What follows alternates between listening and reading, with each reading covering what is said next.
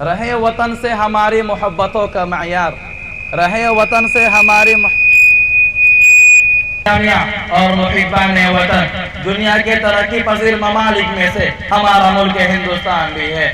ہمارا ملک وہ ملک ہے جس کو کبھی آریہ ورت کا لقب دیا گیا، تو کبھی انڈیا کے نام سے پکارا گیا، تو کبھی بھارت سے موسوم کیا گیا، تو کبھی ہندوستان کا نام دیا گیا۔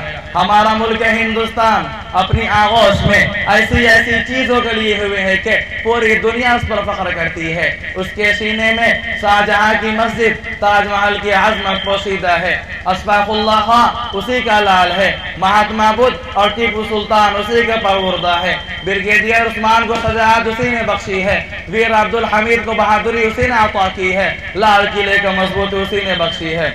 لیکن جب ہم اپنے ملک ہندوستان کی موجودہ صورتحال کا جائزہ لیتے ہیں تو مجبور ہو کر یہ کہنا پڑتا ہے کہ ارے تعصب کو بھی اسی نے پیدا کیا ہے، ظلم و بربریت کو بھی اپنا رواج اسی نے بنایا ہے، عدل و غارت گیری کو بھی اپنا شیوا اسی نے بنایا ہے، مذہب کے نام پر فتنہ فساد پھیلانے والے لال کو اسی نے پیدا کیا ہے، اوما بھارتی دیش دروہی اسی کی بیٹی ہے، سشما سوراج اسی کی لاڈلی ہے۔ برادران ملت اسلامیہ، جب ہم بھاگلپور کے حالات سنتے ہیں، جب بجنور اور فیض آباد کے فسادات کا تذکرہ کرتے ہیں، جب ایودھیا میں بابری مسجد کی مسماری یاد آتی ہے، جب ہندوستانی مسلمان کے خون کے چھینٹے اخبار وسائل و جرائد پر نظر آتے ہیں، تو ہمارے اپنے ان بزرگوں کی قربانیاں یاد آتی ہیں جنہوں نے اپنے ملک کی آزادی کے خاطر وطن چھوڑنا گوارا کیا، بیوی بچے اور مال و دولت کی محبتوں کو تیاگ دیا، سولی پر چڑھنا گوارا کیا، توپوں اور ٹینکوں سے ٹکرانا گوارا کیا، سب کچھ گوارا کیا، لیکن جب تک اپنے ملک کو انگریز کے ناپاک پنجے سے ہٹایا نہیں، دم نہیں لیا، تاکہ ہر دیش دروہی یہ سمجھ سکے کہ اگر تو پرندہ ہے تو یہ آسمان تیرا ہے، اگر تو پرندہ ہے تو یہ آسمان تیرا ہے، اگر تو درندہ ہے تو یہ شمشان تیرا ہے، بھائی چارے سے رہنا ہے تو رہو یہاں، ورنہ یہ قبر بھی تیری ہے، یہ قبرستان بھی تیرا ہے۔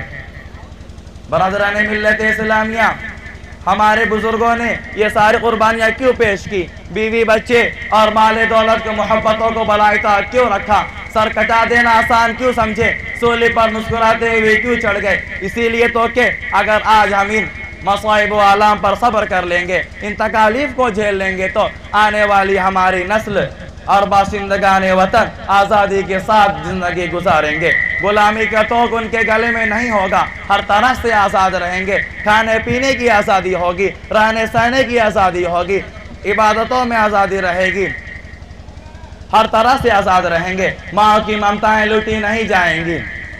لیکن افسوس صد افسوس، ہمارے بزرگوں کا یہ خواب شرمندہ تعبیر نہیں ہو سکا، ہم آزاد ہوتے ہوئے بھی آزاد نہیں ہیں، ہم معمون ہوتے ہوئے بھی معمون نہیں ہیں۔ میں ملک کے تعصب پرستوں سے پوچھنا چاہوں گا کہ تم سب کے سب اپنے آپ کو آزاد اور سیکولر کہتے ہو، آزادی اور سیکولرزم کی بات کرتے ہو، کیا آزادی اسی کا نام ہے تم جو چاہو کھاؤ پیو اور گو ماتا بول کر ہمارے کھانے پر پابندی لگاؤ؟ کیا آزادی اسی کا نام ہے تم جگہ پہ جگہ مندر پہ مندر بنواتے جاؤ اور کرمنل اور ڈاکوؤں کو پجاری کا روپ دے کر دہشت پھیلاؤ اور ہماری بنائی مسجدوں اور عیدگاہوں کو مسمار کرو؟ وقت کی تبدیلیوں کو اگر نہیں سمجھا فریب، وقت کی تبدیلیوں کو اگر نہیں سمجھا فریب، تو یقیناً اہل گلشن کا کفن جل جائے گا۔ کیا اسی لیے ہمارے بزرگوں نے قربانیاں پیش کی؟ کیا ان کا خواب آزادی سے قبل یہی تھا؟ کیا اسی لیے ریشمی رومال کی تحریک چلی؟ کیا اسی لیے تحریک خلافت چلی؟ کیا اسی لیے تحریک بالا کوٹ وجود میں آئی؟ کیا اسی لیے ہندوستان چھوڑو تحریک چلی؟ کیا اسی لیے جلیان والا کانڈ ہوا؟ کیا اسی لیے دہلی کے چاندنی چوک پر کٹے سر لٹکائے گئے؟ کیا اسی لیے شاملی کے میدان کو رنگا گیا؟ مظلوم ہی صحیح لیکن مجبور نہیں ہیں ہم، مظلوم ہی صحیح لیکن مجبور نہیں ہیں ہم، اگر ضد پہ آ جائیں تو کوہرام مچا دیں گے۔ وآخر دعوانا الحمدللہ رب العالمین۔